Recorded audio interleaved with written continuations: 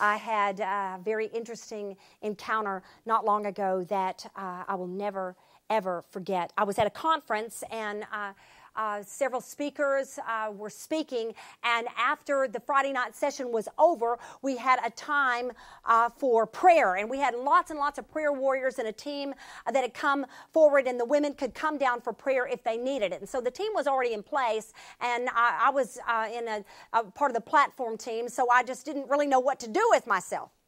So all these women were in line, and they were waiting for people to pray with them. So I just decided, being the touchy-feely person that I am, that I would just walk down through the people, and I would just give somebody a hug that needed one.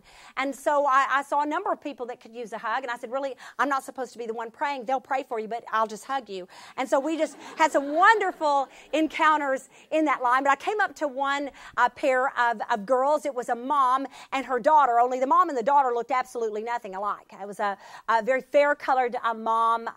She was a blonde and beautiful little freckles across her cheek and very light eyes and just darling. I'd put her at about mid-30s, and she was standing by a little girl that I came to find out through our conversation was 9 years old.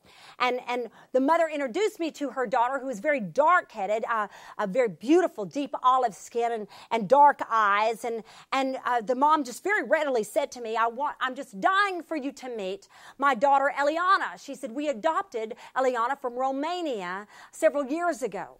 And the child could speak such good English. I was just astounded at her just proficiency with the language. And she was just the cutest thing. And I leaned over to talk to her, and her eyes were just so bright and just sparkling. And so I was talking to her mother and sort of talking about her right in front of her. And I leaned over to say something to her. And when I did, she stepped forward, and she just threw her little chest back up like this and her head back like this. And she looked straight in my eyes, and she said, I've been abused too. And it just was like, whoa. Whoa. I was so stricken, I hardly knew how to answer it. I had come in that conversation to learn that she and her mom had gone through the Esther Bible study together, and her mom had tried to share it with her in words that she could understand, and had just taken her to a whole new place of seeking God and understanding what He would do for a person. And I realized that in this progression of faith that this young child had, her mother had told her that I had the same background as her. And she had hoped that would be some kind of encouragement to the child. And it clearly was, because the child did not tell me that she'd been abused apologetically. I mean, she just stepped forward and she blurted it out. I mean, there was no, I'm here with my mommy. We did nothing. It was the first thing she said to me, I've been abused too.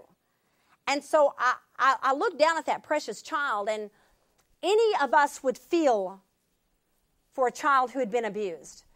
But we who have also been abused don't just feel for them. We feel with them. It is like, it's like we can feel it happening all over again. Am I telling anybody the truth? I mean, it's just something you never do forget the sense of.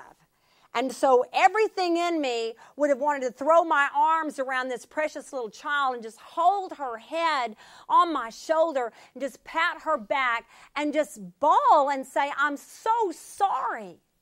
I'm so sorry. So many people have asked me along the way, what should someone say when someone says that they have an abuse background or they've been abused? And I've always said, it's just really simple. You don't have to come up with all the answers. You can just go, I'm so sorry that happened to you. And that would be my usual thing. If an adult woman, if her mother had just said that to me, I would have thrown my arms around her. I probably would have teared up, and I most definitely would have said, I am so sorry. But something in me right this second told me that was not the thing to do. I was not to get hold of that child, tell her how sorry I was for her, and bawl on her shoulder like something terrible had happened to her, even though it had. The prompting of the Holy Spirit told me to also throw back my shoulders and also put my chin up and look down at Eliana and go, Finn, you and I both know what God can do with a girl who's been through a lot. And she grinned at me ear to ear and she said, I sure do. I said, because we know that no matter what anybody has done to us, God can raise us up and He can make us mighty. We know that we can be around people and they'll never know one hand was laid on us because the hand of God is on us. Because we know that anybody can be a miracle, don't we, Eliana? She looked up at me with eyes as big as saucers and she said, we know.